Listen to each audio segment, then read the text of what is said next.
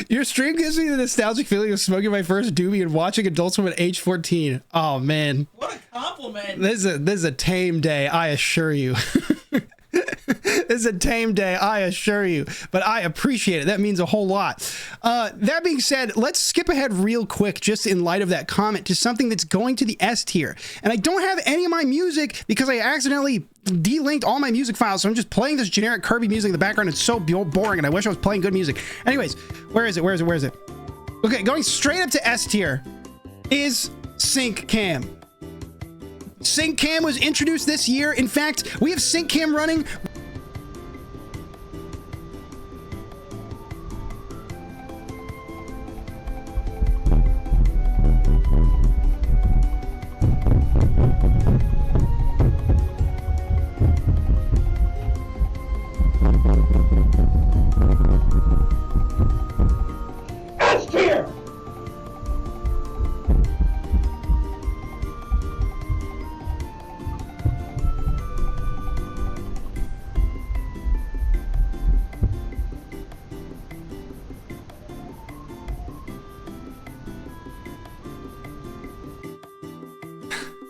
How many stairs do you have? Well, this is floor 2, down to the basement.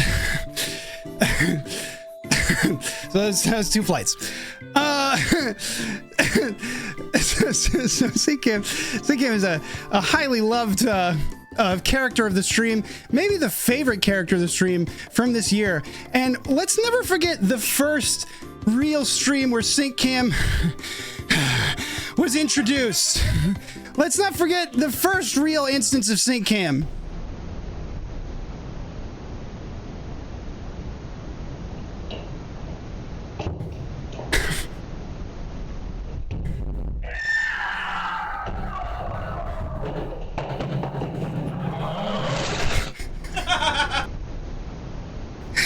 That sound is insane.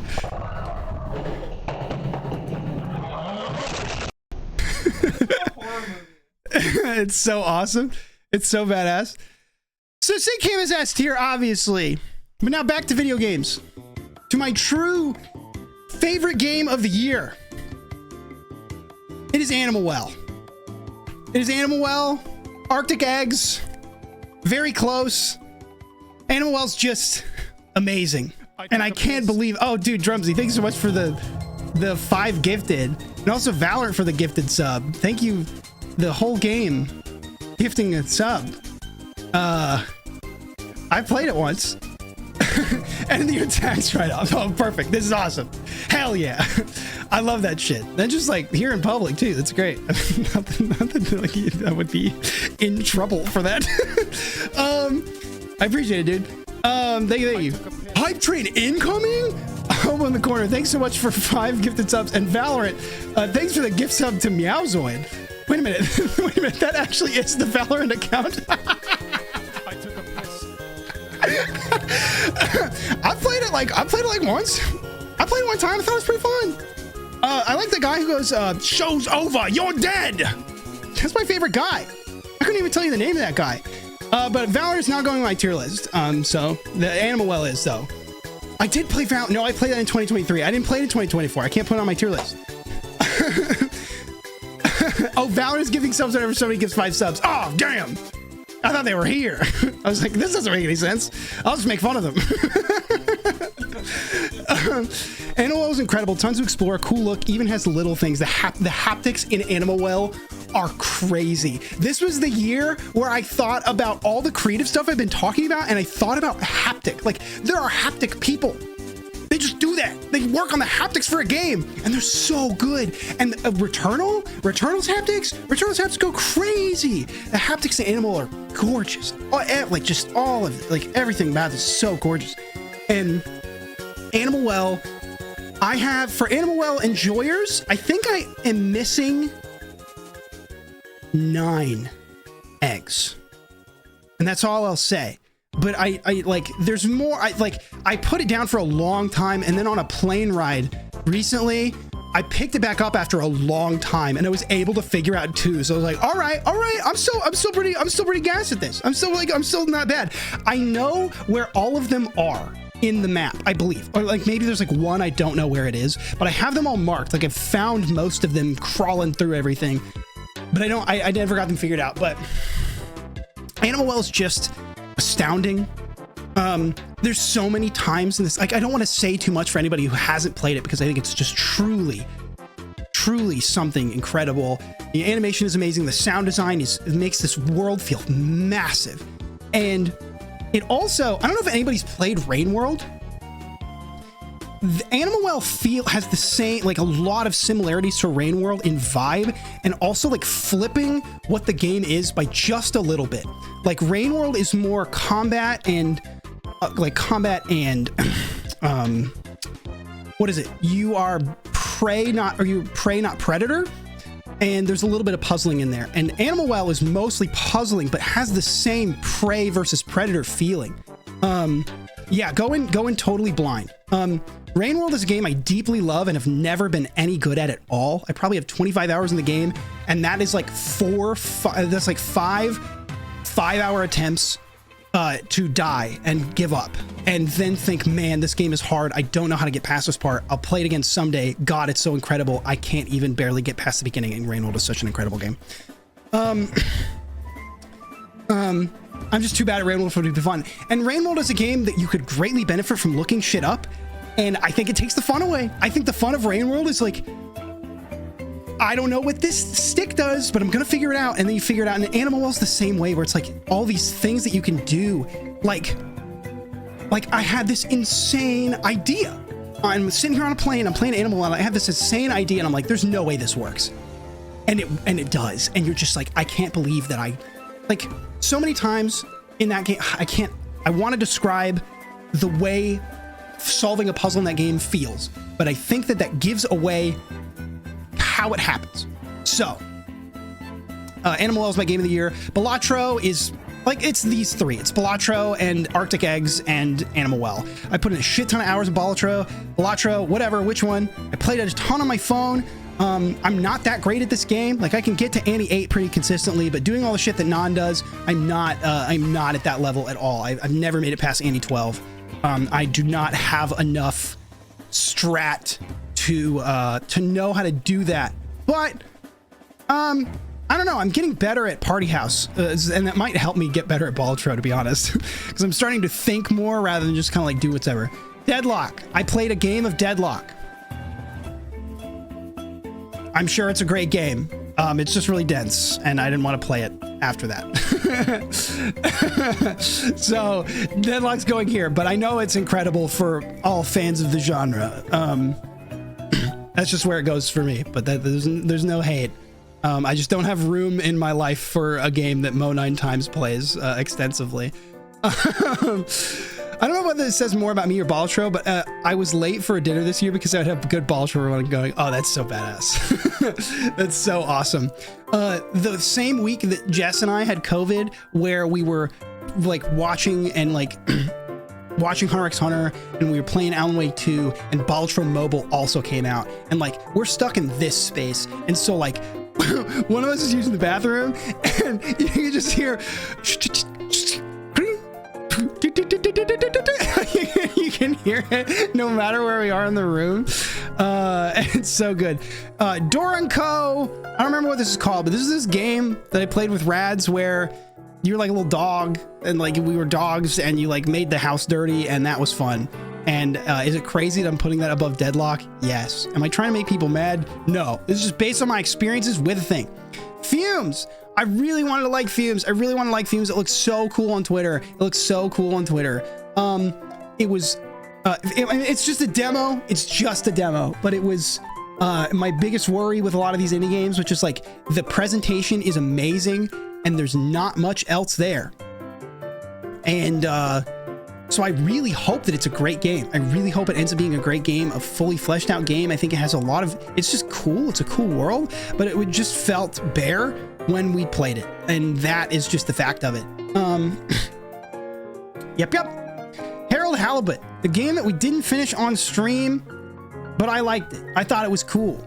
Oh my God, Rimbly, thank you for tier 2 6 months in advance. Maybe does my tier 2 alert just not work? I don't really get those. So I never think about it. Here, I'll do an alert just for you. I'll go into my old, I'm gonna give you my old follow alert, okay? And that doesn't sound like a lot, but I'm gonna give you my old follow alert. Okay, so here goes my old follow alert. No, it's not gonna work. Hold on, it'll work.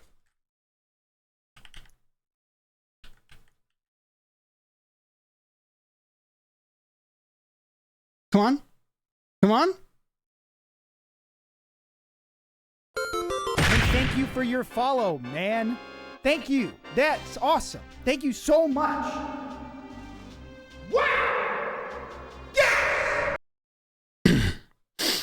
My old follow alert. Ever since back then, I've always wanted to make follows a way bigger deal than subs. Thank you so much. Thank you so much for tier 2 for 6 months. That's wild. Thank you. Lonely Mountain Downhill. Oh, I didn't talk about Choo Choo Charles. Choo Choo Charles, crazy to put this game in A tier. I think I just loved the idea of this open world horror game where you're constantly getting stronger and this thing can keep attacking you, and it was tiered up so well, and the lore was like, you know, it's like one of these like, you know, kind of weirdo games. Like it's similar. It's in a similar vein to I think it's going to be less divisive than a Shyamalan game. But there was just something about it that captivated me that I think is interesting. Mid lore, but enough for me to be like more interested than Waffle Cone Willie. I think that I should be shot for describing games like this in a tier list. But Choo Choo Charles was interesting. I'd be curious to know what you think. I don't want to sit here and say that you'll love it. I just found it creatively interesting from this like open world environment, and I think I was just surprised. It could be this. I was surprised because I thought it would be all bad because it's a game called Choo Choo Charles, and then I didn't think that. It's like, I think my love for this game is that I think that if a bigger, like stronger game took what this game does on a bigger scale, that would be a badass fucking game. It would be an incredible game. Lonely Mountain Downhill. I've never played this on stream. This is a game that I play almost exclusively when I go visit Jess, and I just play this on her TV if I like really don't have any work to do and she like might be streaming or doing something else or whatever. I just play Lonely Mountain Downhill, and I just bought it for the first time actually, so I might play it on my own. Lonely Mountain Downhill is a great fucking game. It's like it gives you bike down a mountain in this not isometric view, but you know, something like that. You bike down a mountain and there's no music. It's all just the sounds like of like air and nature, and you just bike down it, and you have to speed run the levels to move on to the new ones. But the first run of the game does not give you a timer. It does not tell you how fast you're going or anything. You have to just ride the route and enjoy it. And you have to do that for the first time for every new route that the game shows you. And the physics are fun, and it's so easy in like a neon white-esque way to just immediately start over from when you die. You die at checkpoints, so it doesn't feel overbearing. It's super fun. I really like this game. They took it off of Game Pass, which is why I bought it, which is makes sense to me how the Game Pass model works. Because yeah, anyways, Tekken 8.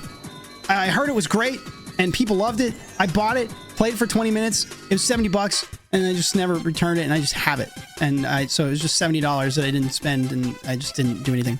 I should correct myself and say that it's actually these 4 games, because UFO 50 is incredible. I've not played UFO 50 on stream at all. I strongly consider playing UFO 50 on stream tonight because I'm trying to play Party House, and mostly all I've played is Party House and UFO 50. It's 50 games. Even then, the 50 games are not the coolest part to me. There's a lot of other things about this game that are super cool. If you haven't played UFO 50, and if you're like me, where sometimes you're like, I don't want to play an NES-looking game today because that's what my silly little brain says. UFO 50 is incredible, and it has something for you, and there's so much cool shit in it, and it's mysterious, and it's like such a labor of love, and it's a fictional it's 50 games made by a fictional game development company, and it's the history of that game development company. It's so cool. I shouldn't have even said that. It's fucking awesome. It's 50 games. UFO 50 is amazing. I'm going to be playing UFO 50 for probably the next year or two because I want to get ultimate. I have one hobo. I've got one cherry, and it's in camouflage. That's all I got right now. I'm working on Party House. My best streak is 3. I'm working on a better streak for Party House. It's not just 50 games, 50 good games. And yeah, that's a good way to put it. Of varying size. Some of them are little arcade games and some of them are massive. Massive. When UFO 50 told me how much progress I had made in Mini and Max, my jaw dropped. I put in so much time. My only cherry's in ping golf, and I haven't even played that. I've only opened about 10 games. Not only is UFO 50 pixel style nice, it's actually better than a lot of games in the sense that because there's real motivating in the aesthetic. Exactly. I was wondering if they used, I know for the graphics they did, but I was wondering for the music if they used the physical constraints, like they artificially made those constraints because like for the music channels, because when you go into older, channels for like, when you make music for older games, there's only a certain number of channels. And so, a lot of 8-bit, composers or whatever make stuff in that style. They just use more channels, but it sounds 8-bit. But for the older games, they only have so many like, instrument tracks that they can make. Minimax is huge. I guess I'm not far at all. Party House, but it's all the people from the Brad's and John's party with the CCV sign up front. Oh man, I should make a Party House board and put people as the characters. Dude, who's the writer? I also don't limit on bitrate. Oh, interesting. Yeah. 400 megabytes. It's an incredible work of art and tech. It's just, yeah, UFO 50 is amazing. I'm so interested. Like I was talking with Dawn about like, what's the, why the 7 years between announcement and release when a lot of the games in the trailer don't look that different, like at all.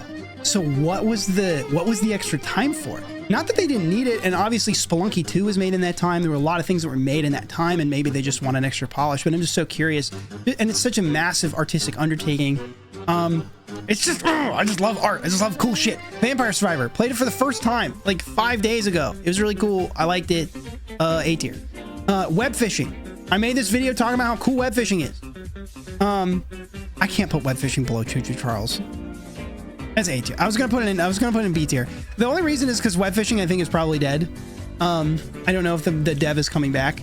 I don't know how much more of it I'll play, like I said in the video, but I had a really fun time playing it, and it is a really cool, relaxing game, if that is your deal. One of the long-time chatters here, longest time, doesn't, I don't stream too often, so he doesn't come around too often, but JCan has put like fucking 50 hours in it. One of my other friends put like 50 hours in web fishing.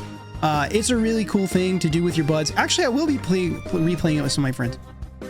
Tiny Terry's Turbo Trip. C tier. Seems like a good game, but it did not play well with my computer at all. Okay, good night. Thanks for coming by. See you later. Bought it, never played it. Happy to provide money for such a neat idea. Yeah, and it's a great way to put it. It seems really smooth and really neat. It's just kind of those 3D platformer, like kind of lookalikes, not lookalikes, but like in that genre, just don't really interest me.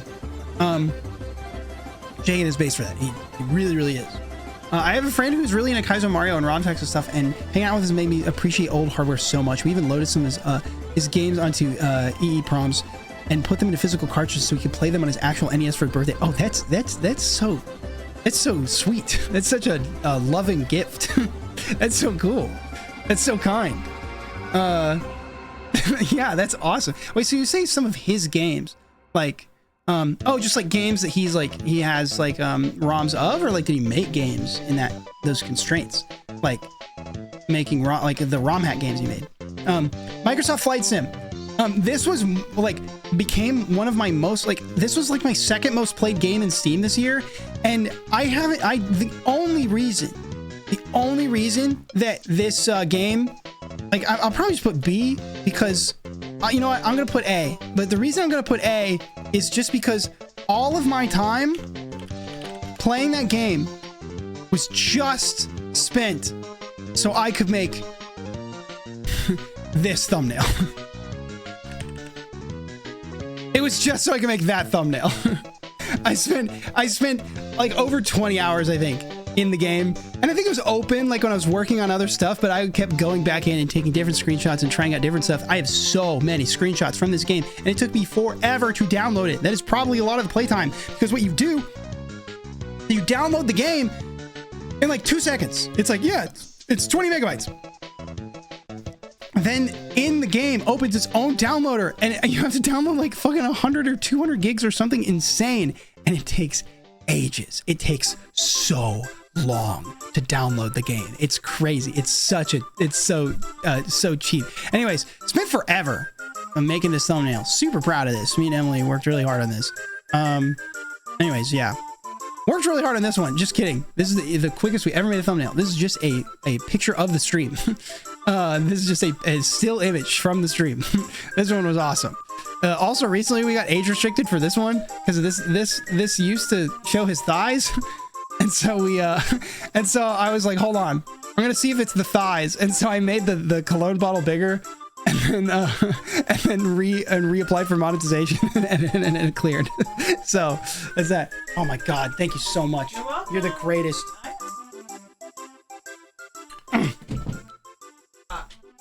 It's good. It's hot. It's delicious. That's the trick with YouTube and like monetization and stuff, is if you can figure out, like, they will not tell you why your video is getting limited ads, but if you can figure it out and fix it and then reapply, then you'll get it cleared. Usually it's a curse word in the first 7 seconds or something wrong with your thumbnail. Even a curse word in written text in the first 7 seconds will get your video limited ads. Oh my god. Oh my god.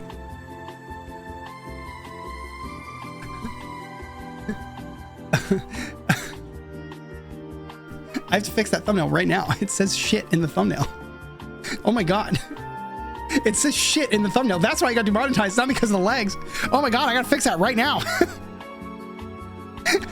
I'm going to work.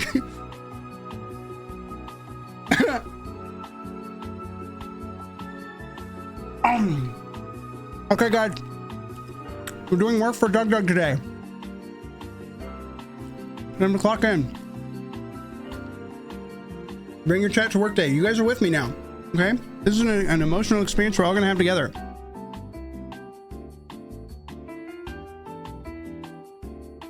Stream pause. Time for work. No. Stream's going. I'll show Photoshop to you guys. So you bring back the thighs. I'm not going to bring back the thighs just in case.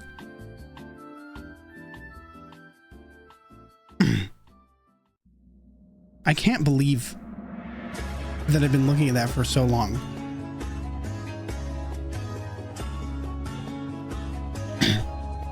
There it is. Yeah, we go through so many different versions of thumbnails.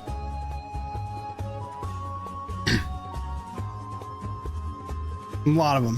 This is definitely the best one. So.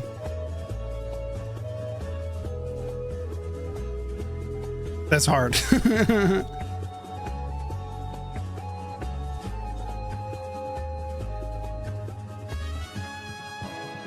What am I listening to? I'm very hungry. Can you eat lunch already? I mean, I'm eating. I could just leave it like that. I'm not gonna leave it like that.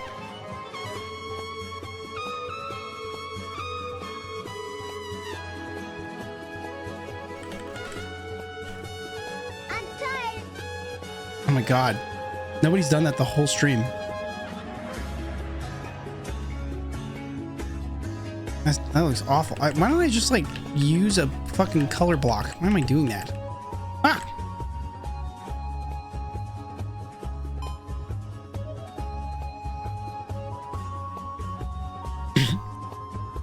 Let's fucking do that.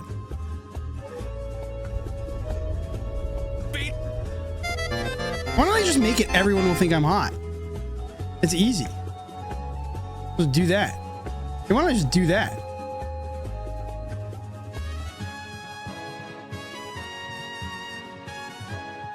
Oh, it's from another thumbnail I'm working on. I've been in the thumbnail mines all day, man. That's fine. That doesn't look great, but that's fine. Oh, that looks like shit. God damn it. God damn it.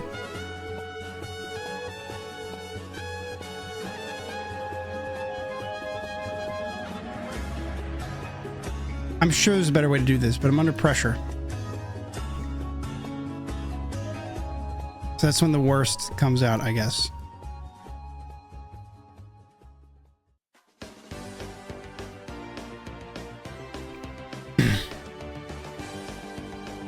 There. I cannot believe that.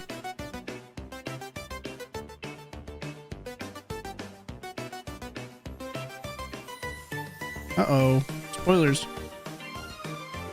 Just replace it with fuck. Yeah, for sure.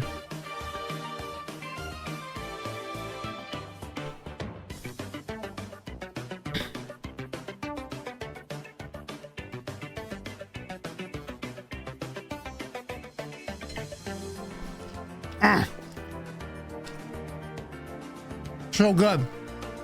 Wow, I can't believe we caught a thumbnail error live. Truly incredible.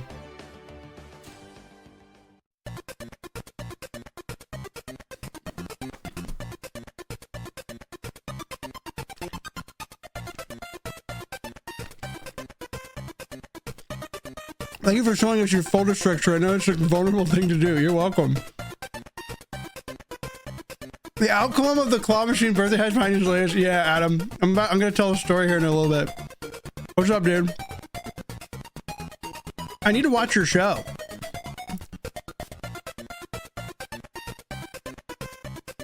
Oh.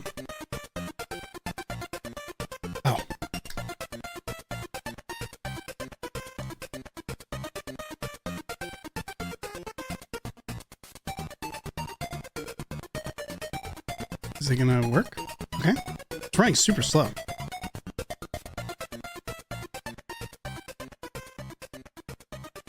Oh shit. Damn it, I think I fucked up the thumbnail. Hold on. What date format do you use? Year, month, day. You only have to watch about 10 minutes. Year, month, day. Because then the folders are chronological in order. When I actually like do stuff that other people read in America, I'll do month, day, year. But when I do stuff for myself, I do year, month, day. Because it just makes more sense. It just orders things chronologically automatically. How a fucking horrible YouTube's monetization system is. I actually disagree with that. I think these days it's actually pretty good. It is very annoying that curse words can't be in text in the first 7 seconds, but truly the only things that will get your video demonetized are having, and it's not even demonetized, as limited ads, which is lower for sure, but is having a curse word in the first 7 seconds. Not too long ago, people were afraid to put a curse word in their video at all. Since the days of adpocalypse, things have improved dramatically. There's few other things that can get your video, you know, limited ads, and also you can appeal for a lot of those things. Hi Cryo, what's up? Hope you have a fantastic New Year's too. I mean, I haven't streamed in 2 months, so like you're here today, you know, so like you haven't missed a ton. Thank you. No, I think it's YouTube's monetization system is fairly good. Although we also do have access, like we were able to have people who could help us, so that's certainly a factor. But even then, I still agree with my statement. So as far as cursing goes, the only things cursing that can get you demonetized for just curse words are saying like cursing in the first 7 seconds, written or any otherwise, saying fuck 5 times really quickly in the video. 5 fucks in a row. It might be a age restriction. And if you say the C word, immediate on the chopping block for ads. People used to say that limited ads would get you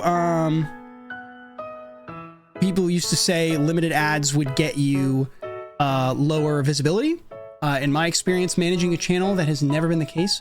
Also, like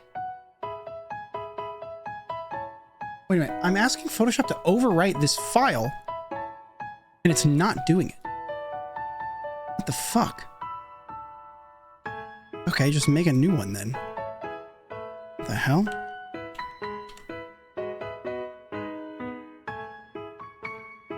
See what got me flagged in your Discord. I have a really strong filter in my Discord, not because I want to be that filtered, like, but because we just had some people like kind of raiding it for a little bit and doing weird shit, so we just like locked it down like crazy. Like, I think the only way you can join the Discord currently is if I'm live and my bot is on, or in the length of my current web fishing video, which not a single person clicked, which is fine. I'm not really concerned with it right now. Okay, I fixed this random issue while live. I want to finish my tier list and eat my pizza.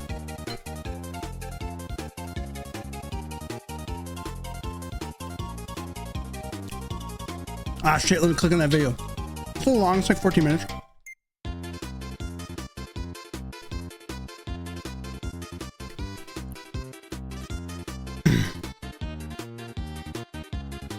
What do I do now? Anyways, that thumbnail. That's why I did all that. Wait, what the? Oh shit, that was crazy.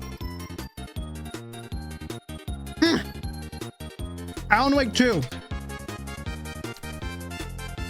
Like, how does Alan Wake 2 even exist? How does a game that insane and that big even exist? The answer is, unfortunately, Epic Games. Epic Games is the reason that a game this insane exists, and I don't think this game was profitable. That being said, the Northlights engine is amazing. Like, there's so many times Jess and I were playing it, and we were just like, can you believe the light that we're seeing right now? Like, can you believe the lighting in this game? It's nuts. It's so crazy. The true manic nature of this game's story and writing, and just God, I just love art that loves its characters. And of course, all art loves its characters, but just, I don't know, there's just something about this game. Like, gotta hope Alan Wake 2 and further Remedy games come to Steam. That would be great. That would be great. Yeah, I remember like hearing that like Epic was a big reason for the funding for this game. I mean, Outer Wilds eventually came. Like, Outer Wilds, it's crazy. So many people I know are playing it for the first time right now. Outer Wilds is an over 5-year-old game. It came out on Epic and Xbox in 2019. It's been around a while. Dragon, what's up, dude? It's been around a long time. Alan Wake 2 is incredible. It's incredible. Returnal, amazing. I'm gonna put Returnal in A. I think it's just because the gameplay loop of Returnal's, fuck it, dude. I gotta put Returnal in S. I can't help it. Returnal is awesome. Returnal has flaws. Returnal is a roguelike campaign with more drive than Hades, with a more interesting story, with one of the best performances I've ever seen in a video game. Returnal is amazing. She won awards for her performance. It is somebody who gives it all for a ridiculous amount of lines, and most of it is through audio logs, and it's incredible. And roguelite's combat, like, loop and upgrade loop is lopsided. It has best guns. Oh, Dragon, thanks for the gifts and a Scootish. Gotta give my man Scootish. Scootish is on the tier list. It's not just the Alan Wake 2 and amazing technical fidelity, also serve the characters and story. The lighting is just pretty dramatic. Oh, absolutely. I mean, light is the whole theme of the game. So when you're building an engine like this, it's not just like, look at this tech we made. It's like, what if we made, like, and it's, I haven't played Control yet. We're gonna play it. But, you know, particle systems, like, I know what the look of that game is. And they made particle systems in Northlight for that game, and then they made lighting systems in Alan Wake for this game. And God, just like, yeah, just Alan Wake is so interesting because overall the game is not like, the fear from that game is almost just how well put together the environment is, how well lit it is, and the atmosphere of that game, and something not happening. And stuff does happen, it does get you, but Alan Wake is cool in that you're just in a space where you feel like anything could happen, and that is just so fascinating. Exactly, it doesn't feel like they made the engine and found ways to show it off. They had a voyage they want to go on, build a ship that could do it. Exactly, that is it. Control feels like everything I wanted in Mass Effect comment to me. Oh shit. All right. You just accelerated my timeline to play that game so much. Voice of the Void, S tier. I've barely even played this game from what I've been told. I talked to one of my friends. He's like, oh dude, you barely even played it because my economy is so bad. And so I never unlocked anything. But I think this game's so cool. I think it's so much to offer. I think it's so weird and interesting and bizarre and kind of, I've learned this year for sure that I really like certain kinds of immersive sims. That's why I like Prey so much. That's why I like some of Tears of the Kingdom. Sam Lake is a legend. Voice of the Void, I want to play it again more, whether it's on stream or not. Yep. Dan Manga. Oh, I meant to put that up here. Dan Manga is also S tier. Sakamoto Days. I'm getting into manga that I read. This is a short section. Sakamoto Days. Been reading it. It's about an old assassin who starts a lovely little family, and then you know, the assassin world catches up with him, and he has to kind of hide it from his family and his life. I'm gonna put this in high B. High B or low A. That's a good point. Sakamoto Days. Okay, it's going low tier A. Sakamoto Days has really clear action animation. Like the framing of every single moment, even though there's limited poses in what's happening, you can really tell what's going on. And you can't say that for other big manga. My Hero Academia, most of the time, I have no fucking idea what's happening, except for like the final arcs where they were, by the way, final like combat, like arc of My Hero Academia was badass, and the ending sucks fucking balls. Terrible. There's something, I haven't finished Sakamoto Days. I'm about 100 chapters in. There's something that I don't like about it that bothered me. And every manga does this, every shonen does this, but it had this cute little, like these cute little arcs for a long time, longer than most manga that do this, I would expect. And then it started going to big plot lines, and that was fine. But then it started going into big plot lines that I've seen other places. Like it did a school arc. And the school arc in Sakamoto Days is really cool, but I just felt a little disappointed because I just wished that it had the potential to kind of break convention in a way. And I think I'm being a little too nitpicky in this case. I just wanted them to hang out with their family more. I kind of liked the sitcom-esque feel of the early chapters. But the plot is interesting, and I think that I will learn to get over that, because that's just kind of a shonen thing. But I really, that did disappoint me a little bit. But then again, the school arc has been really fun also. Hunter x Hunter. Reading, this is just the new chapters. Fucking love it. Love the new chapters of Hunter x Hunter. Can't get over Hunter x Hunter. It's still good. I will fully accept that we might never get the end of the story, and the new arc is too long. It is too damn long. I understand it's too long. It has too many characters, and I will eat that shit up for as long as they give it to me, because it's really still fucking good. It's just still good. All the plot threads are I can finally even tell a little bit where it might go, and I'm so excited, and maybe I'll never see it. I have no fucking idea. Tokyo Ghoul, both of them. Tokyo Ghoul Re. Like I said, this is a positive tier list. I'm gonna put it in S tier. Tokyo Ghoul has problems. It's kind of weird. It kind of meanders sometimes. Sometimes it's boring. Some of the characters are kind of weird. But the emotional arc of the main character, whose name I can't even remember anymore because it's been so long since I've read it, made me cry. The ending of Tokyo Ghoul Re had me in tears. Ken Kaneki, thank you. And then his other name. But anyways, the art in Tokyo Ghoul, sometimes it's hard to tell what's going on, but the panels themselves are gorgeous. I don't think I've screenshotted more panels for something on my phone. Oh, you know what I don't have on here? I don't have science. Dr. Stone. I don't have Dr. Stone on here.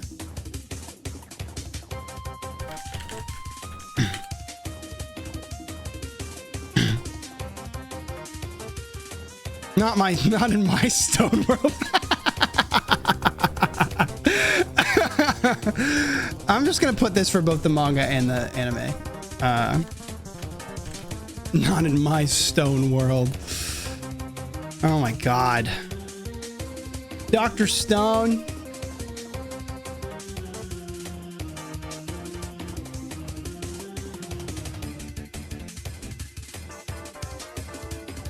Dr. Stone, also flawed, but I really like it. It's really fun.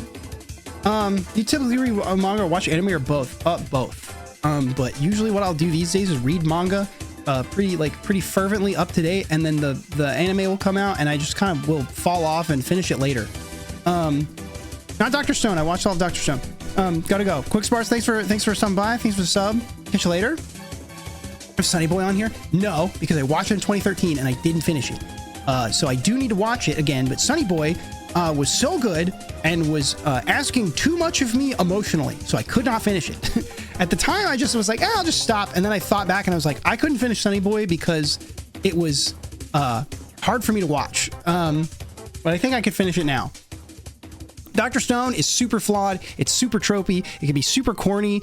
And it kind of, and it also, its themes don't even like connect all the way. Like you kind of have to have some suspension of disbelief over what the characters are doing. That being said, Dr. Stone has helped my outlook in life because it makes me believe in the world the same way that Hank Green can.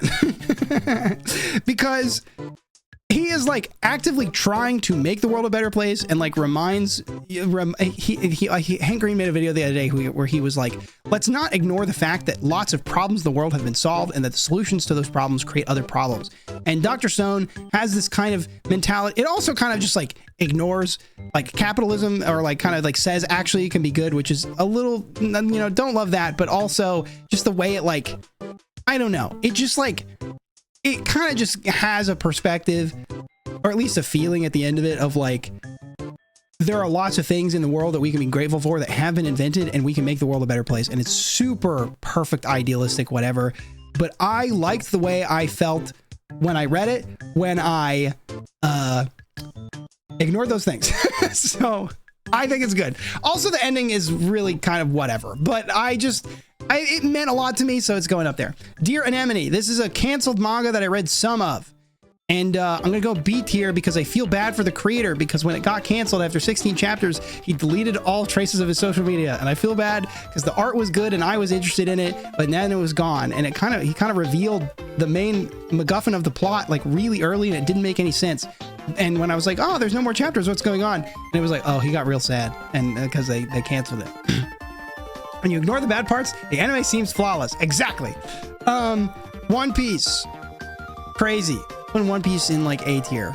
It's really good. I just don't like reading it week to week. I miss the days when I could just consume all of it in massive bursts, and I don't. And I have caught. There's so many plot threads being tied together.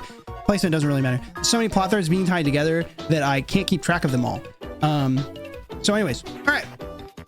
But it's still really great, and it will be great, and I will finish it, and I will love it, and because One Piece is awesome. I really like One Piece. On to Tenlong, the year in Tenlong. So, recording my album this summer. S tier. S tier. It was an amazing experience. I got to live with one of my best friends for 2.5 weeks and record some music that was really emotionally intense, and actually was also kind of a hard place to be in. Because that was also when I watched The Lighthouse, and man, that was a 1-2 punch of being very introspective and watching The Lighthouse. God. And then also played a lot of Animal Well. Leaked cover art? No, but sort of, but not really. A little, but no, but a little. Recording the album at home. F tier. I've had noise complaints, not noise complaints, I've had people knock on my wall. I've had just a ton of pressure I put on myself for trying to record the record at home. I finally have it together, and it's just taken me way too long. And it's a big source of personal frustration that it's not done yet, because it's not. I won't say much more than that, but, man, I wish it was done. But finally, I have the tools to get it done. I'm getting it done, but I'm just kind of caught in a lot of loops. Long Way Down, the new song that I put out this year. Man, what does that sound like? It sounds pretty cool. I think it sounds pretty good. I think it's pretty sick, you know?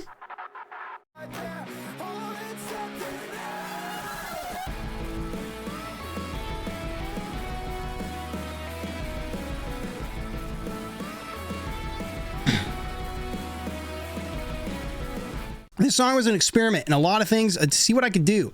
Could I make a song that had a catchy riff to it, that had a more guitar lead driven structure than other stuff that I've made?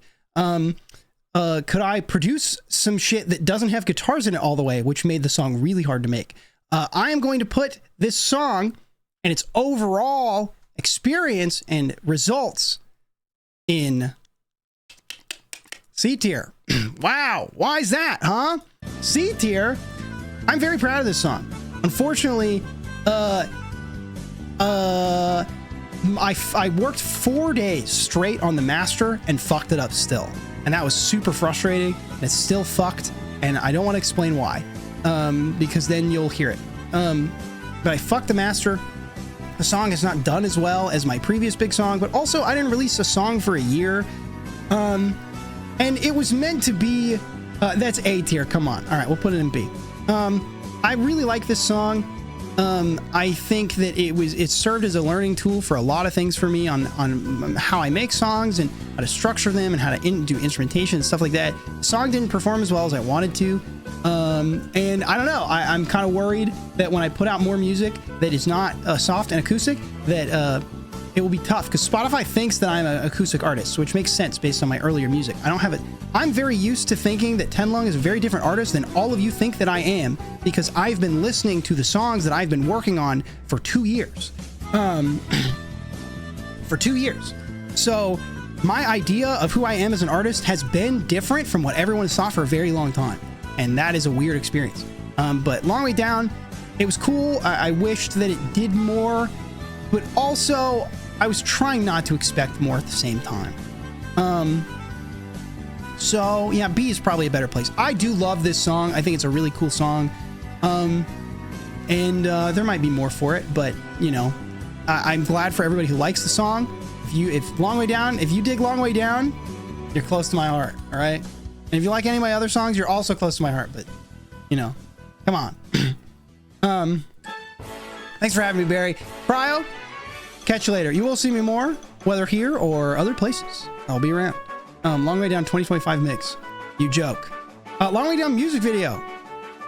Oh, wait, hold on. Long Way Down, go to B. Long Way Down music video. A. Or something. Hey, very proud of this music video. I wanted to make something where I was funny and incorporated with my phone, and that was cool. And I really like the music video, and I think it's really fun, and it's super sick, and I think it's fun to try and make stuff lo-fi and see what I can do, and kind of use limited editing to make something sick. I mean, I get it. You want the master to be perfect after taking your dues, and it's natural to want it to be an announcement of sorts. But as a music listener, what we hear, what we don't hear, it doesn't exist. I know what you mean. And you're right.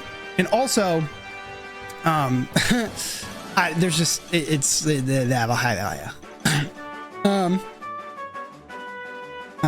like being close to your heart. I need a backup because it runs for my family. Tenlung, just overall this year, how do we feel about it? C tier. C tier. Put out one song. And first song in a year. Been working on a lot of songs for a long time, and I just wish that I got more done. So if I were to say Tenlung's future, I put it in S tier, right? For the things that I want to do and want to achieve, I would put it in S tier. But as far as the things that have actually happened, it's going in C tier. I'm not like, and that's not like me being like overall unhappy. I have a lot I'm working on. This is a sore spot in my creative track record. This year in this front was disappointing. I did a lot of good things, but I've talked about too much without showing the results. So that is annoying and irritating, and it will pay off, but it hasn't right now. So I am a little frustrated. Quickly, I'm going to go through bands that I've seen. Barry needs to stop bullying this artist. It's not cool. You shut up. Oh my God, it's midnight. Holy fuck. I gotta get through this and I gotta go to fucking sleep. Okay, I'm not gonna show a bunch of clips of my band, well, not all of them. Glass Beach. I saw Glass Beach. Fucking amazing. Glass Beach is fucking incredible, dude.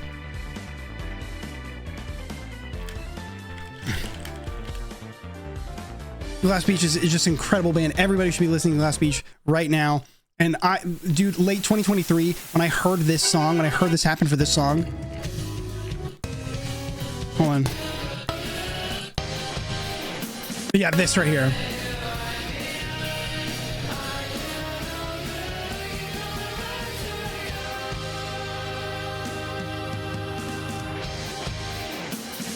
they could do this live. Like, they sounded exactly like this live, dude.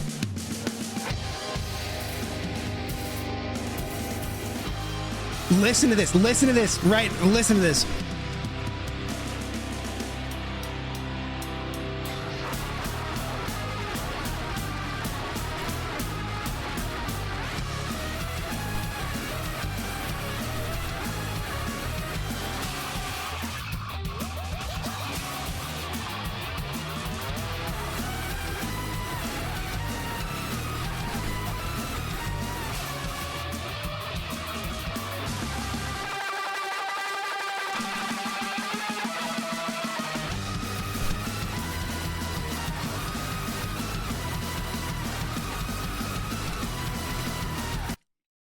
The best part is that this is not even remotely close to a picture of who this band is. Like, I don't know if this question makes sense, but do you like most like being about to make something, making something, or having just made something? Having just made something. I hate making something. I hate it. I hate, like, the hardest process for me is making it. And that's not always true. That's not always true. For certain things, it's not as bad as others. Editing videos is the hardest thing for me to do. Making music is not as hard once I do it. When I finish something, every year I am my own most listened to artist, because I will just listen to my own shit and go, yeah, I fucking made this shit. It's so fucking good. It's so fucking good. If I edit a section of video, I have to make sure to stop myself from watching it over and over and over and over instead of finishing the rest of the video because of whatever.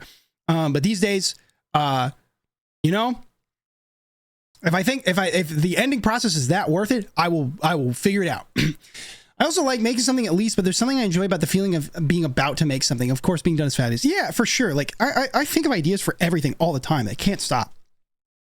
I have to incessantly write down all the thoughts that I have on music and videos and everything.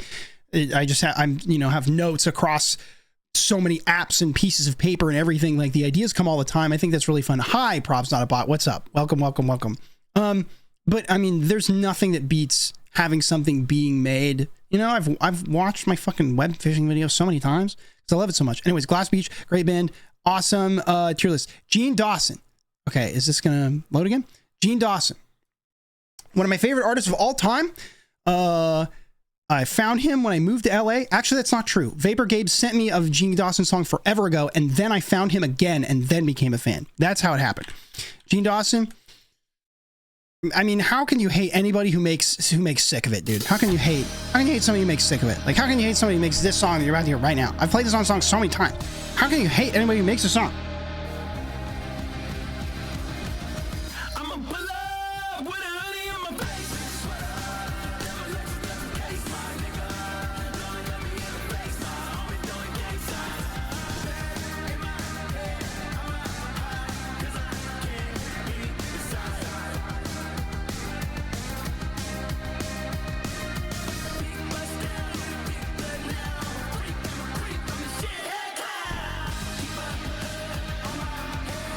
Clown making out. Come on.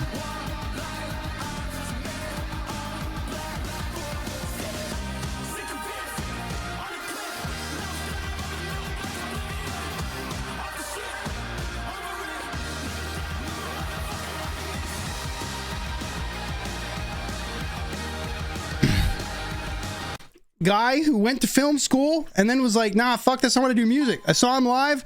And he was like, so I used to go to film school, and he paused and then some people cheered and he was like, nah, fuck that. Then he started doing music and it's badass and it's cool. And I saw him in 2023 and it was a great show. And he had great stage presence, like just this incredible band, and it was awesome. It was really cool. And I was excited to go see him again, but I was like, you know, I've already seen this. You know, it's going to be great. And this guy has, you know, has become a bigger artist in the last year.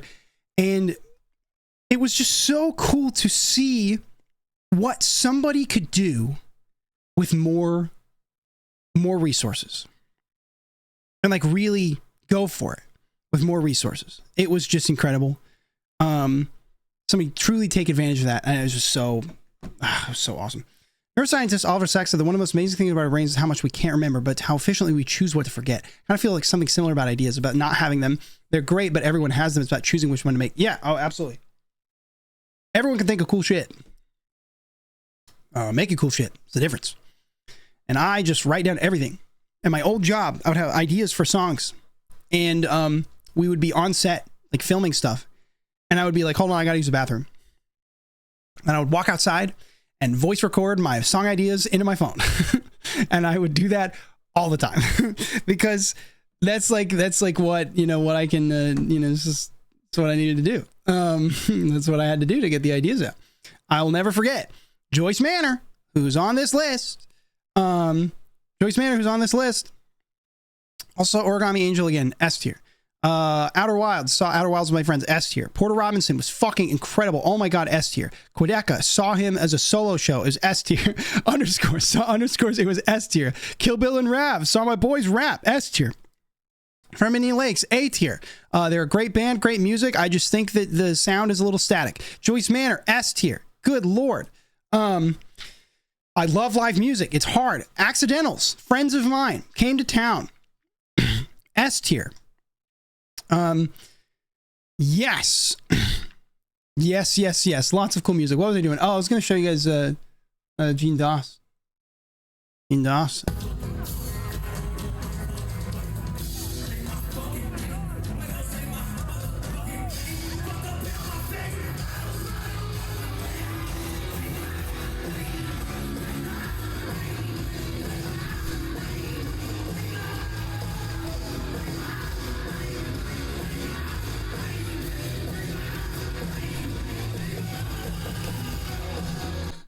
Oh, dude. Fucking incredible. The thing that I loved about this show is that Gene Dawson has electronics and, you know, analog instruments in his music. And all of his band members for this show, the drummer also had an electronic drum kit. Two of the guitarists also had keyboards. And so they were able to physically, you know, produce, you know, obviously keyboard's still electronic, but like they were able to physically perform so much of songs that have so much breadth to them. It was so cool. Crub versus Coughing Baby. Crub loses every time, for sure. I'm going to skip through the rest of the music because that was cool. My experience listening to music. So, next thing. We're going to make it through the rest of this. My experience listening to music. A tier. This year, I started an experiment where I listen to a new album every day, and that has been cool because I wanted to listen to more music and listen to more of the indie artists that my friends send me or make, and sometimes I would just put it off for no reason, and I don't have a reason for that. I would just listen to the same album over and over and over and over and over.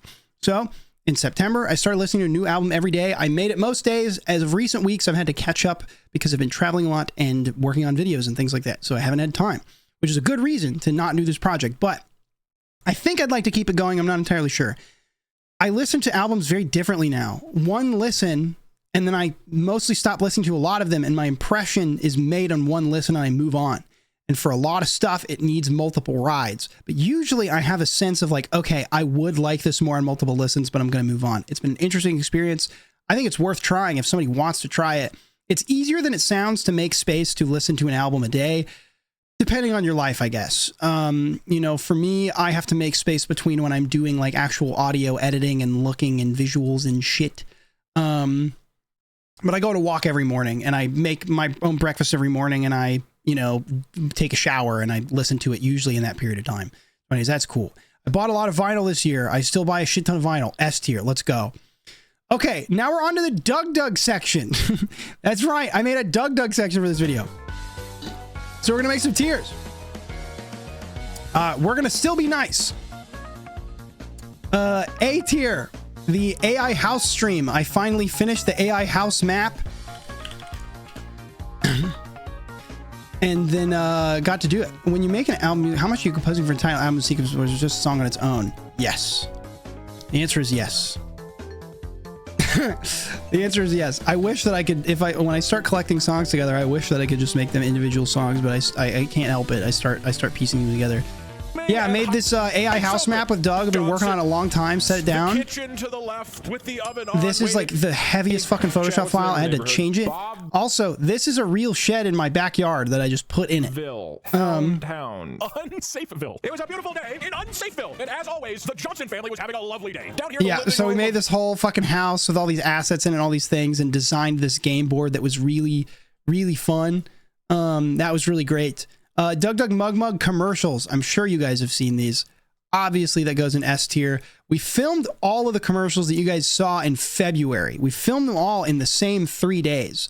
Every single one that you saw. We just didn't release the next ones until later in the pipeline. But like, you know, I mean, this is like, yeah. Kiki, our editor, edited this, and then Perry produced it and did some directing, and I directed it as well. And like, yeah, just it's so fucking ridiculous.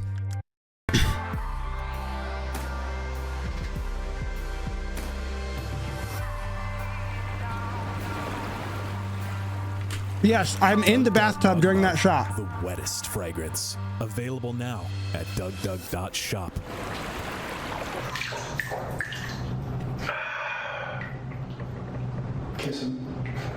I'm in the tub because Doug's bathtub is not long enough. Doug's bathtub is not long enough for him to push off of it. And so I needed to have my legs in it so that we can actually push off and make it happen. Let me see if I can find it. Didn't I post it in general? Somebody like made a joke about it, so I was like, whatever, I'll just post it. I thought I posted it somewhere. Is it before we counted to 100? How did we count to 100? Oh, it's a sea green nest. Okay, I thought it was somewhere in the fucking Discord, but whatever. Anyways. Cool. Firing Scootish. Well, we hired him. C tier, it'll be A tier when we fire him. Doug and I's like Sundance short. It's one of the most fun I had making something with Doug because we were in person when we came up with the idea. So we were like crying, laughing at the concept of doing this together. And so it was really funny when we finally had this pay off this year and made this like really, and the short was really successful and the result was so stupid. I made a literally unwatchable YouTube video and submitted it to the world's most prestigious film festival, and it almost got accepted. Last summer, I made a video where I trained an AI to beat the entire children's video game Pajama Sam. This turned out so long that people were calling it a movie, so I knew what I had to do. I had to submit it to Sundance, the world's most prestigious film festival. But right before clicking send, I noticed one little phrase: no copyrighted content. And it turns out, I forgot, I don't actually own the video game Pajama Sam. So I removed all of the copyrighted gameplay, music, and sounds, and what I ended up with was perfect. Oh shit! I sent off this movie and awaited film stardom, and after 4 months I got an email that would change my life from the director of Sundance, which said, unfortunately we were unable to find a space for your project at the festival this year, blah blah blah. But then he said, the quality of the films we receive, it gets higher and higher every year, so this was not an easy decision. My movie, with literally nothing in it, was high quality. I am now an official Sundance Film Festival reject, and now you can watch the full movie live on YouTube. I made it. And we were going to post the full movie on the second channel, but we realized that if you want to link to a video in a short, it has to be on that channel. So we just went, fuck, we'll do it. This video, this Sundance official version, performed so bad that our YouTube partner manager asked us why we made it. Because he didn't understand why we, like, what we posted that made the channel perform so bad. This affected the channel for months. And you know what? Fuel hammer. It was so worth it. Like, listen to this intro. Like, can you, like, this is the best. The following film is my full submission to the 2024 Sundance Film Festival. It is my entire Pajama Sam video, but edited for copyright. I actually submitted this. Please enjoy. Today we're going to find out if ChatGPT, the current smartest AI on the market, can beat the entirety of Pajama Sam. The real story of how we made this was we thought it was funny to submit it to Sundance anyways, and then we got kind of worried that, like, I don't know, we would get in trouble by Sundance or somebody for like submitting to something with actual copyrighted material. And so then we were at Doug's old place in Seattle, and we were like, dude, let's just blur everything and make a completely blacked out version of the video. And we were like, this is so insane. And we were laughing so hard. We're like, we have to make this. It's so stupid. It's so ridiculous. And so many people just saw this and did not understand what was going on. It performed so horrendously bad. I think this video is like 2 hours long, and I think it's made like $30 or something. It's not $30. It's more than that. But like, it's such a small amount of money. And I went through and edited the whole thing to have these like things like zoom with like zoom with Doug for a lot of the video. I spent a lot of time editing this thing together. The peaks are when there were gaps originally where I missed frames in the video and left them in.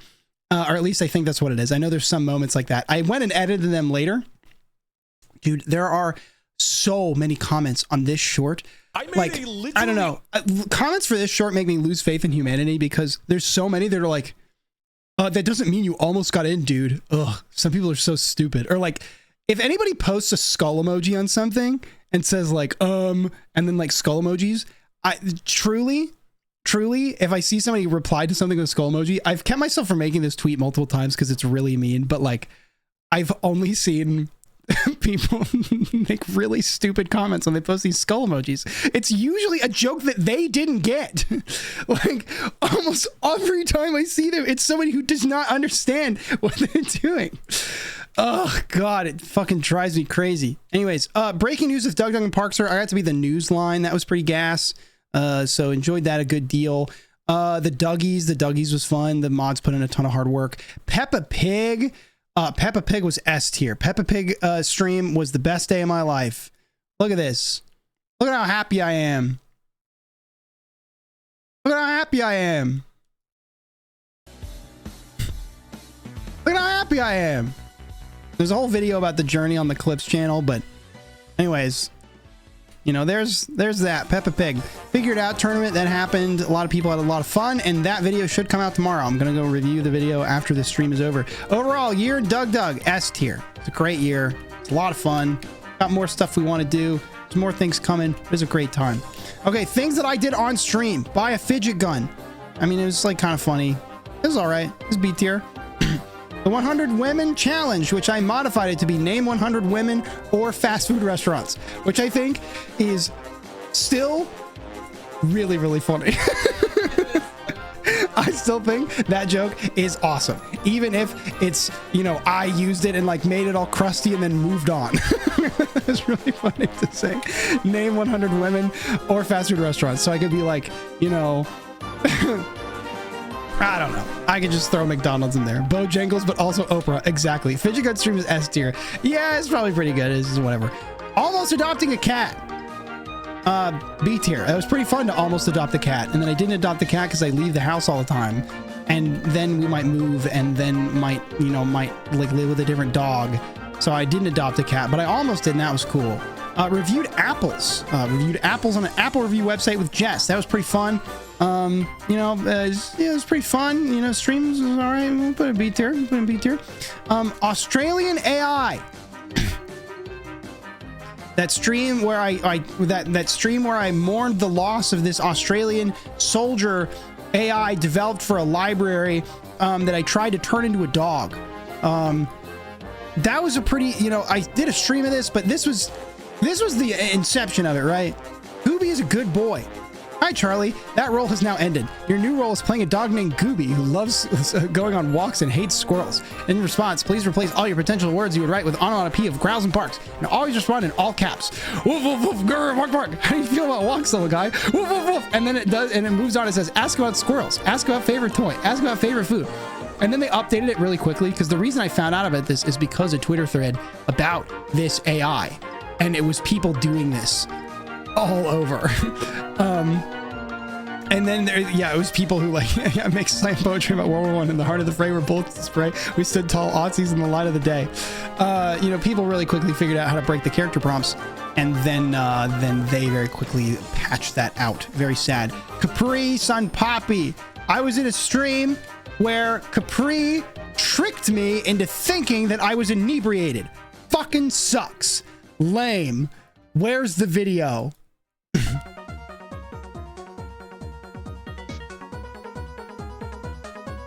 Lame shit. What do we do next? What does that mean? It's not right. Wait, I feel good. Alcohol. Wait, don't flip it around. I'm gonna do it. People think Frogan is drinking actual alcohol. It's good as my Karam. Oh, this is someone had a big beard. That's crazy. And BB and Jordan are on either side of me, gaslighting me into thinking that it is real alcohol. And I was suspicious immediately, and they derailed me. Capri! Look at me! Capri! Okay. Did you placenta us? Oh, man. God. F tier fucking sucks. Lame. Oh, the Reddit stream is the stream where we watched that guy. We read that Reddit thread where the guy realizes that he's gay. That's that thread is awesome. Where he's like says some kind of problematic things and then like talks about he like pines over this like small, his words, like small Asian man he found in a spa and just like went about that for a really long time. That thread was crazy. I have never seen anything like that. And he would give updates weeks later about how much he's progressed in his life. And it was so wild. It was so wild. Good night, Cosmic. Fish, S tier. Tier listing urinals. The top 100 urinals website, S tier. My Rite Aid video, also S tier. I knew that this video would go nowhere. I was really hoping it would find an audience, but this just like actually happened to me, where I was getting all these Rite Aid text messages because I forgot that I kept forgetting to like unsign up for it, and I just thought it was kind of funny that I kept receiving them. So I've only been to Rite Aid like 2 times, and I just like I cackled out loud when this happened. It was so awesome. This Men's Health Month, stock up on vitamins, supplements, and more. Plus, stay up to date on vaccines. Text stop to stop. Help protect yourself this summer. Stay up to date on vaccines. Walk in or schedule at riteaid.com/vaccine. Restrictions apply. Text stop to stop. Get 4th of July ready. Fill your cooler with tasty BOGO drink offers. Text stop The to stop. BOGO edit goes nuts. Ice cream, you scream. We all scream for thrifty ice cream. This National Ice Cream Month. How do I stop? Text stop to stop. Want an easy breezy summer? Keep the whole family up to date on vaccines. Prescriptions apply. Text stop to stop. We've emerged from bankruptcy. We're a stronger company and we're thrilled to remain a part of your communities. Text stop to stop. Flu season is coming, so get your flu shot. I remember clear as day. I was in that bathroom. I was in my bathroom, and I got that text, and I started laughing so hard because I've been getting them like every 2 or 3 days forever, and all of a sudden just got that. What's this?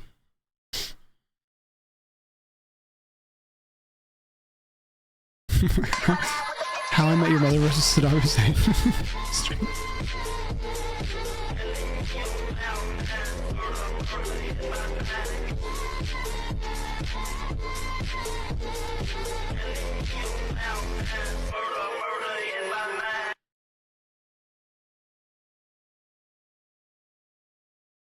Yeah, it's true. It's true. It's true. It's true. Yeah. Yeah. No, I agree. I've thought about doing a stream of it's strangely accurate. I think it's not even strange. I think it's just accurate. My Summer Games Fest 2 Monkeys video. I watched this again the other day, and like I think that if I had like planned it out, it could be like a really, really good video, but it was a really last minute thing. But I was looking at it the other day and saw that I named a monkey game Stan Remembers. It was so funny. It was so awesome. Valentine's Day stream, really high production value, took a ton of work, and didn't like how it felt. Didn't enjoy doing it, so I didn't do it. What is this? I don't know what this is. I re-edited Holes. That was pretty fun. J, just the letter J. J's S tier. My Paddington Airplane stream, where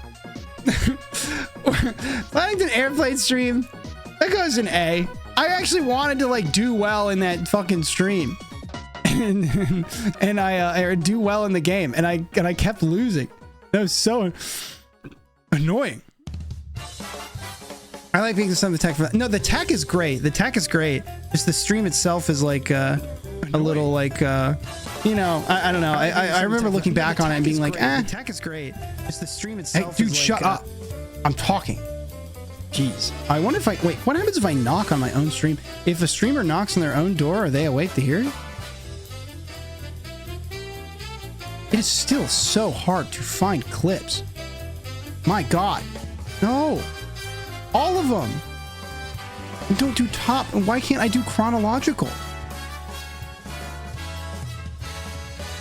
Oh. Clips manager.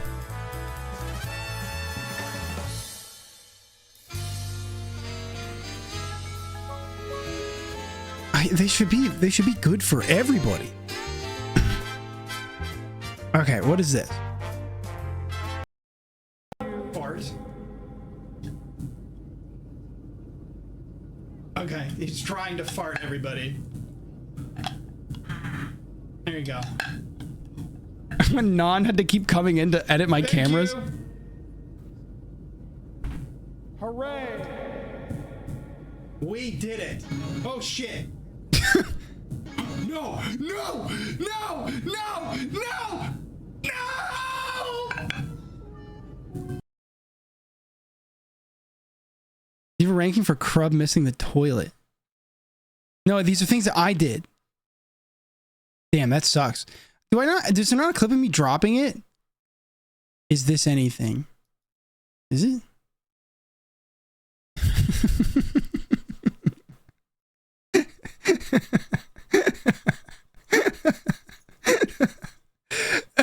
I remember I was having someone find clips for you a while back, and the best way to do it was generally use a JavaScript to query the API for stuff that's supported but just isn't in the interface for some reason. So much ass. That's so lame.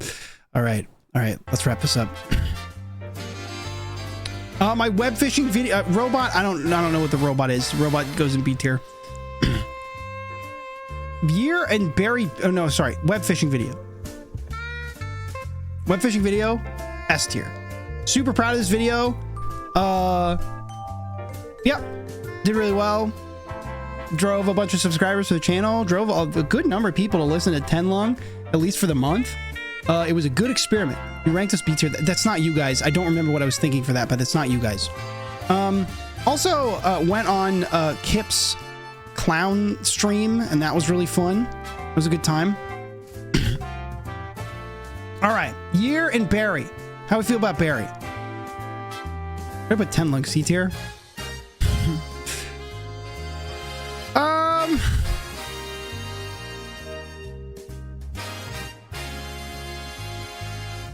Barry's in B tier. I took 6 months off pretty much, and that was not intentional. My first 6 months this year, I streamed twice a week without fail for 6 months, which is really cool. I'd never done that before. And it was my most successful 6 months ever, but then by the end I was out of steam, and then I made a really dramatic video in my backyard. And then the web fishing video was made, and that was a cool experiment. So, I don't know. I'm excited for what I'm going to work on next. You're B tier, but my GOAT tier. Yeah, and I think I feel the same way with this as Tenlong, is like, I didn't do a lot of what I wanted to this year, but I also did experiment a lot. And I worked on a lot that you guys just haven't seen. So, but yeah, I don't know what form next year takes. Like, I really have fun streaming, but I think I have more ideas elsewhere. I would like to do this for as often as I can because it's very fun. I'd like to game. I want to game next time. I want to play some fucking games, dude. I want a game. Sorry, I want a game. All right, social life things. Or just things in my life. Oh, the lighthouse. That's true. Wait, oh, the lighthouse is on here twice. Cool. Social things. Streamer awards. Went there with a bunch of friends and got to write for it. That was cool. A tier. Alpharad Friend Awards. Went and did Alpharad, got to see all my friends in town and do all that. A tier. Let's see. What was this one supposed to be? Oh, I think that's life overall. I went to Putt Putt one time. Oh, wait, and the Alpharad Friend Awards. Here's me at the Alpharad Friend Awards. And here's the homies at the Alpharad Friend Awards. Here's a Grundle bunch. Some of us That was pretty cool. There's not a video for them anymore. They're just like private events now. There's not like videos for them. Yeah, and I met my hero. I went to Putt Putt, and I found all types of cool things.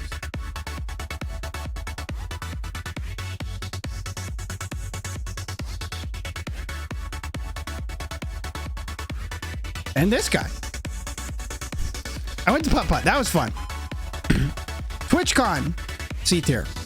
TwitchCon was fun to see friends, but you know, this is my job. This is what I do. This is what I signed up for, but I did not really get to see, I did not really have any time that I wasn't like working on a thing and kind of stressed about that thing. Because I wasn't just going to be in stuff. I was like prepping shit for stuff. So I didn't get to really enjoy it. And that might be every TwitchCon for me forever. I don't really know. But I did not get to focus on my friends. So didn't love it this time around. But that is not anybody's fault. It just happened. D tier. I had to pay like for like a $3,000 repair on my car. So that was D tier. S tier. I got custom earplugs for my ears. So now when I go to concerts, I'm not fucking on my ears the whole time. That's super sick. I thought of everything, guys. My Halloween costume, A tier. It would be S tier, but nobody knew what it was, and that's fine. Oh, here's Kip's clown show. Me and Nan. We did this together. Meowzoid coming in with the bowl of cereal might be one of the funniest things I've ever seen in my entire life. Nobody knew what I was. Everybody thought that I was John Wick or something else. But no, I was Alan Wake. And I knew that nobody would know what was going on. That's fine. And I wrote a whole script about what I thought would happen in the party. And I actually wrote 20 pages about how I walk into the party and the first thing that happens on the next page is that somebody comes up to me and nobody knows who I am. Which, if you know the plot of Alan Wake and Alan Wake 2, it's that he is a writer who writes pages that are the future. And so I wrote the future of the entire night, including where the whole house turns into zombies and I have to take shelter in Ethan's computer room and save the day, of which I did. I got my ears pierced. That was pretty fucking sick. I'm pretty happy with it now. And my nose. Do you have earplug Rex? I have one of one customs. This is Pac Madness for Pac-Man Championship Edition 2. Pac Madness. Looks fantastic. I think it looks great. Point Crow. Outer Wilds thingy. We filmed this forever ago, and then finally it came out a couple weeks ago. Where's it at? Where's it at? Where's it at? I'm looking for it. Me and Jess and many other people got to be in this little film, and I'm in it for like 2 shots. It's super sick. I'm hitting the stick. There I am.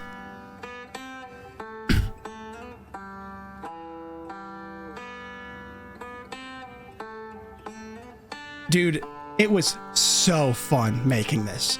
It was so fun. And then Ethan Nestor shot it, and this was for Point Crow playthroughs. Point Crow playthroughs channel where we played through Outer Wilds.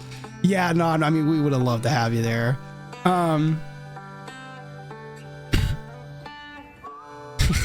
Look at Trey. Yeah, it's so cool. Yeah, Dan, he learned banjo for this. There's Jess. Wow. Look at you. I play the flute. I was so worried that every shot I was gonna be nodding my head the whole time. One shot I'm nodding my fucking head. I was trying to be emotive. I was also so worried that people who knew how to play the fucking stick would be like, who's that asshole playing the stick that know how to play the fucking stick? I tried. DeSaul says, I challenge Jess in flute. I accept. I wanted to do the theremin, but it was too hard to learn. Too hard to learn quickly, but we had one there. Because if we had the theremin part in from Outer Wilds, from fucking the DLC, I would have sobbed.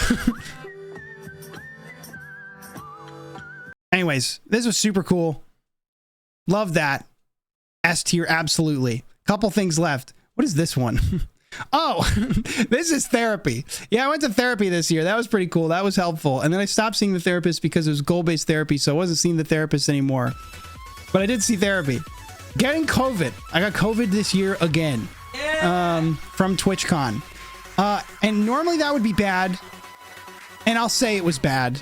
I'm going to put it in B tier. And the only reason it's not F tier is because it was pretty fun to be locked in a room with Jess for 10 days and playing video games and stuff. You know, irresponsibility aside, that was pretty fun. That was a pretty good time. It rules. Christmas. Christmas was pretty cool. Cabin trip with my friends. We take a cabin trip every year with my buddies, my boys, my guys. Look at this. You had to grind to get this view. All right? Look at that. This shit was awesome. I got all my friends to sit down and play Arctic Eggs in a room all at once. Like 7 of my friends like took me at my word and played all of Arctic Eggs, and it was so fun. It was the best. It was the best. It was my love language. It was great. Amazing. My birthday, where we finally get to explain this pile of stuff. And everybody who asked that question is probably gone, but I'll describe it anyways. My birthday is S tier. This was so cool because Non surprised me. He and many friends of mine paid for Jess to come down and surprise me and be here for my birthday. They were so surprised. I was very surprised. I was in the middle of eating a breakfast burrito, and then You went just full nonverbal. Yeah, I went completely nonverbal because I was in the middle of watching a YouTube video about a skateboarding game, and Jess sneaks through the door and is there, and I'm eating a breakfast burrito. And I go, surprise. Then we all went out to dinner that night and went to round 1. We tried to wait for Nile Red. And I thought I had put pictures of my haul up somewhere. I thought I put those on somewhere. Was it a cool skateboard video? Well, it was about the game Skate Story. It was about Skate Story. Have you seen footage for Skate Story? Skate Story looks fucking sick. Skate Story looks fucking sick. I found more plushies in my car twice. Did you put them in the pile? Pile.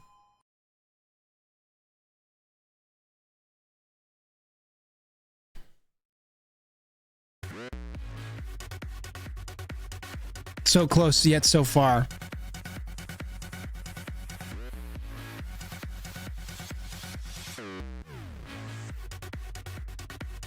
Come on. What's it doing? I don't know. My phone's just fucking up. Gonna die. No.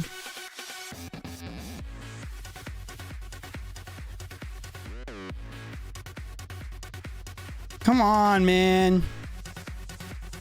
Ugh, I was gonna show you guys pictures. You have to see the pictures of my haul to know what's going on. Crub versus Yeah, Crub would lose. We all know this. Oh my god, the VR video of me and Non is like maybe one of my favorite videos of my You guys whole are so life. Cute. My favorite videos of my whole life. So much fun. I've got it. I'm just uploading it right now. So it's coming. It's coming. I will never forget looking over. It is literally one of the highlights of my entire life. This whole day was one of the highlights of my entire life because it was just cool that everyone was there. It was really sweet that you guys put it all together, and a lot of people came, and that was cool because I wasn't gonna do anything for my birthday, and so that was sick. That was really nice. Got you. You got me. You got me. You got me. You got me.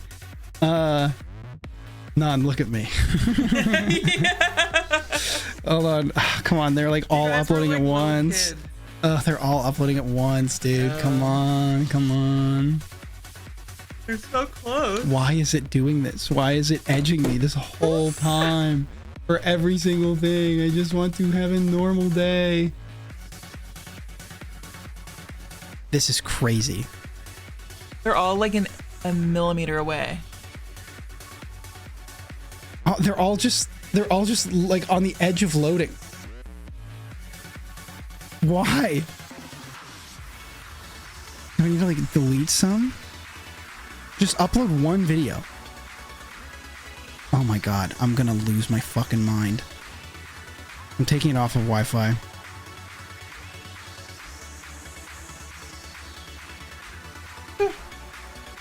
Don't fall asleep. We're almost done.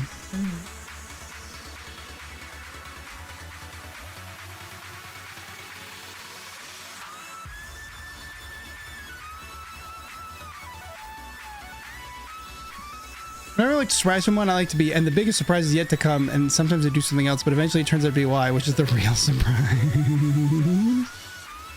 Doing the same thing. It's doing the same fucking thing. Am I gonna have to upload these to Google Drive to fucking get them off my phone?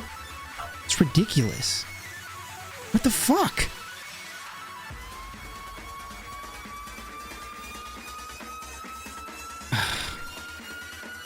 I just want to show the fucking part of the story. This is so genuinely infuriating. Also, know how I didn't notice watching your stream earlier, but I really like those glasses, Jess, says Rimbley. Thank you.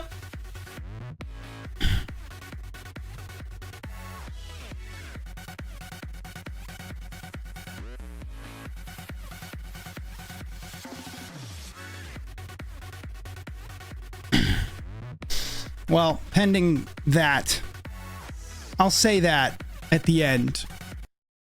Here, the last two things.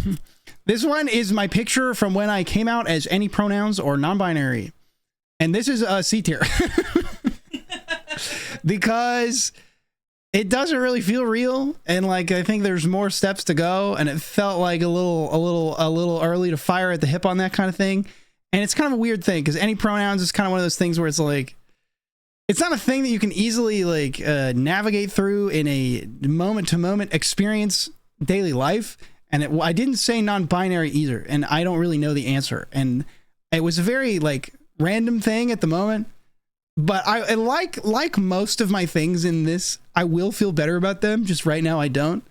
But you know, I appreciate it when people, you know, address me accordingly. Address me accordingly. It doesn't go unnoticed by me, but I just feel weird about it.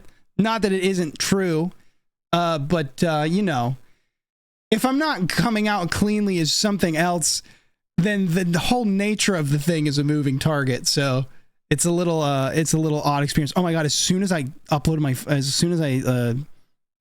reopened my phone, it started uploading shit. Sort of.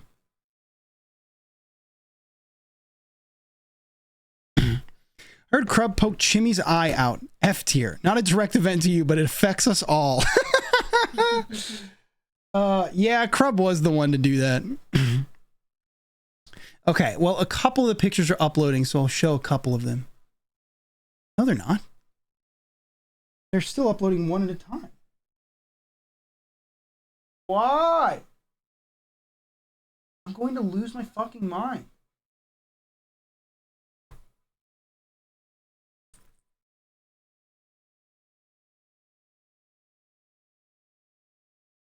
I truly just want...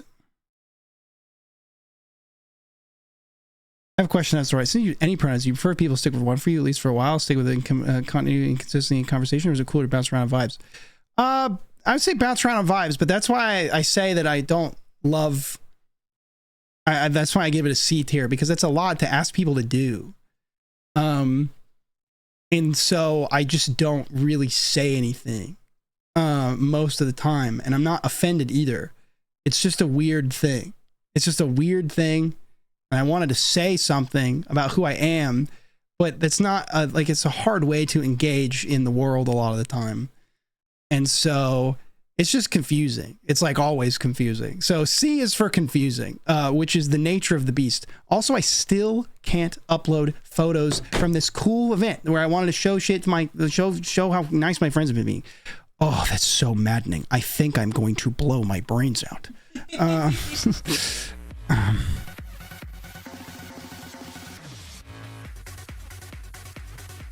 I do not care how long it takes.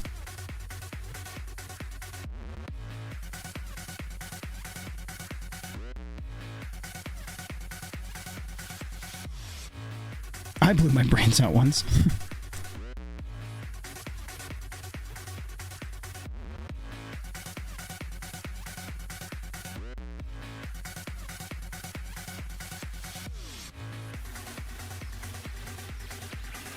But all the videos aren't... Oh my god.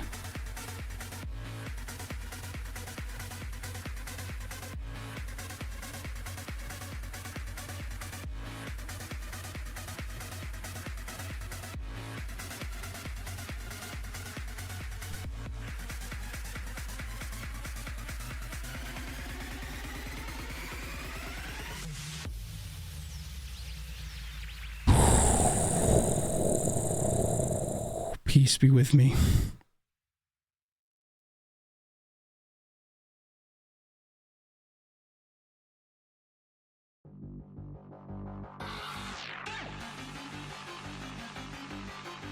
Wait a minute, the video of me and Non is gone.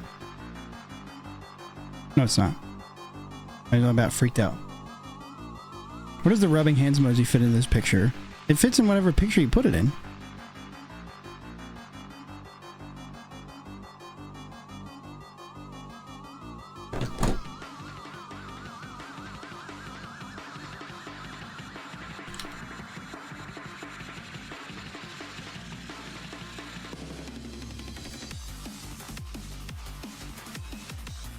Damn, this song is awesome too, this Pac-Man song, Jesus.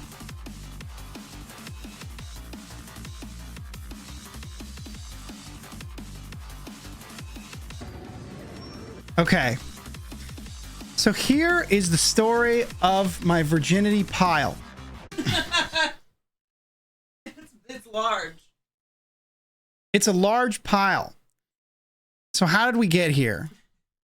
Well, it was my birthday, and Non and everyone took me to round one. And what happened is Rad's dads, he's really good at crane games. You know those people in your life who are just lucky? Like they're just lucky at shit. And they just... Well, it's luck and other things. He's just good at shit. Just random dumb shit. And also, every time he goes to round one and does a machine, he asks people if they can put the stuffed animal in an easier to grab spot. He says, hey, can you reset this? I can't actually grab this one very easily. And they reset it for him every time. And he does it every time. And they reset it for him every time. And he's completely shameless. Completely shameless. Anyways, a lot of friends came to round one to hang out. And they all started giving me gifts. One by one. Everyone started winning things on the crane machines and giving them me one by one.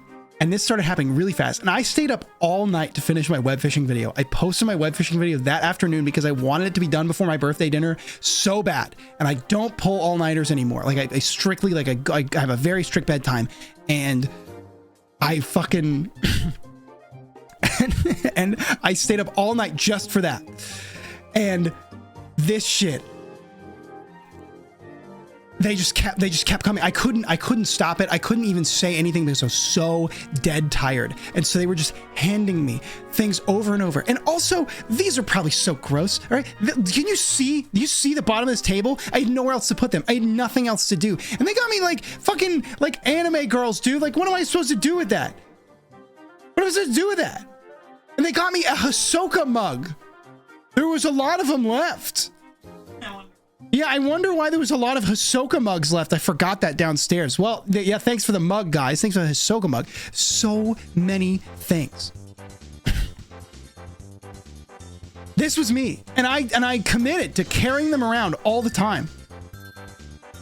I committed to carrying them. And I also walked them all back to the car. They were like, do you want us to come pick you up? I said, no. Also, here's the hat that Scootish got me. Thanks, Scootish. I learned that Ethan has 140k points at round one. That's crazy. He's promoting steak. Yeah, thanks, Scootish, for the hat.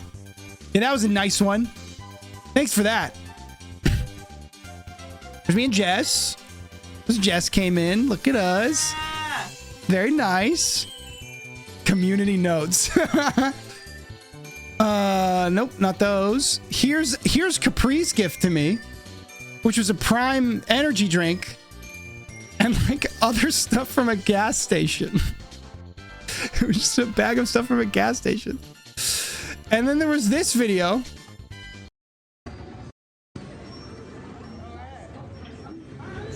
probably wondering about my fit.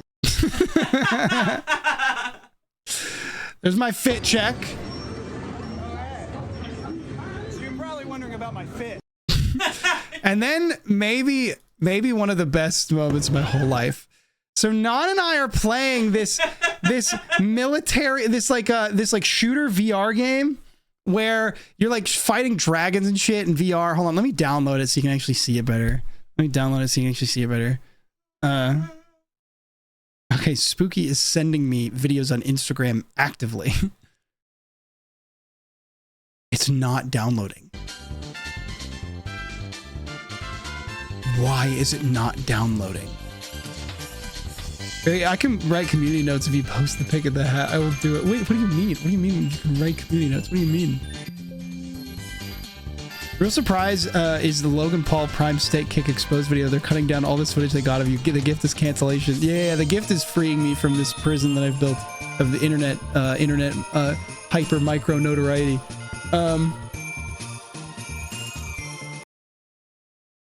So this is maybe one of the best moments of my whole life. So now and I are playing this game, and the video plays eventually. And at one point when the video plays, this is my VLC's to go. So, fuck. Oh, now the other one's playing. Oh my god.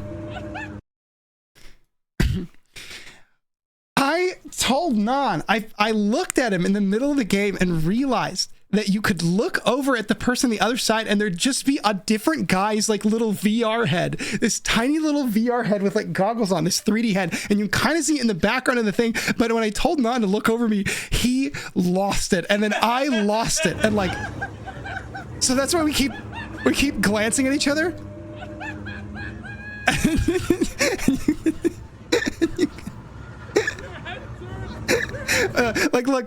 So I would look over and that's what I would see is just this other guy, and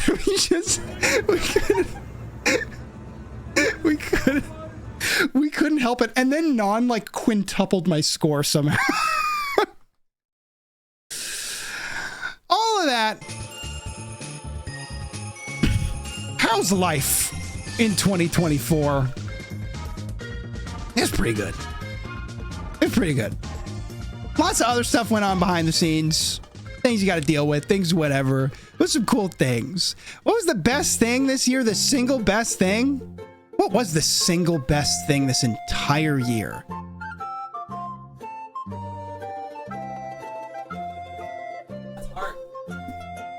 And this is a vapid answer, right? Like, I'm not going to say something sappy like my beautiful love and friendships. That's boring. We have to say what something...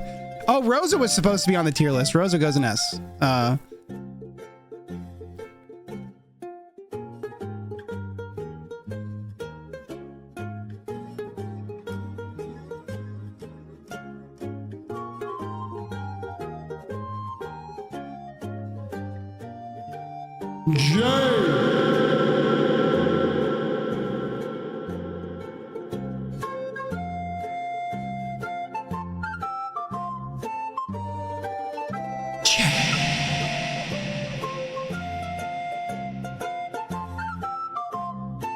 Everyone, I'll see you in 2025. Oh, look at this J, dude. Should I make this template public so you guys can tier list my year for yourself? Oh, it's single use. I can't do it. I can't do it. All right, no, this was the only one. Here it is. It is the last thing for the year. Thank you. Also, thank you, everybody. Everybody who was here, is here, was here at the beginning of the year, is here now at the end of the year. Wild time. We had the streaming era, and then we had the where to go era. And now we have the I'm going to bed soon era. But I really appreciate everybody who likes the stuff that I make. And that it's fun for you, and it's fun for me, and I wouldn't keep doing this if I didn't think it was fun. And I'm very grateful that you guys like the stuff that I put out there, and there's more. I'm doing things, and I'm not going to tell you about any of those things. So that way, there's no expectations, and I can do whatever the fuck I want. All right? This is the Mythbusters. Fire. And there you have it. One magnificent, made-to-order apartment explosion. Me when I poop my pants in my own house. But I'll stream again. Not sure when. You'll see me. I very much appreciate the undeserved VIP badge. Don't bring it to my attention. All right? Anything can happen. But as a last thing for the year, we're going to do something really special.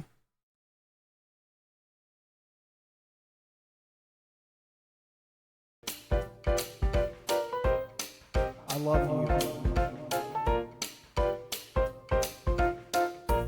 you. Ooh, fuck it. When do we have this fucking kid?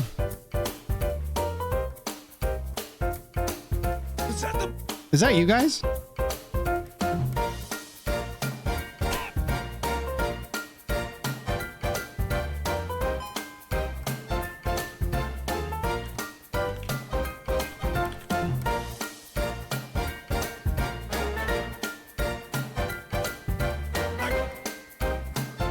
Look at the 50 sec tier list I made in Discord General. 50 sec? 50 seconds? Huh? Where are we going?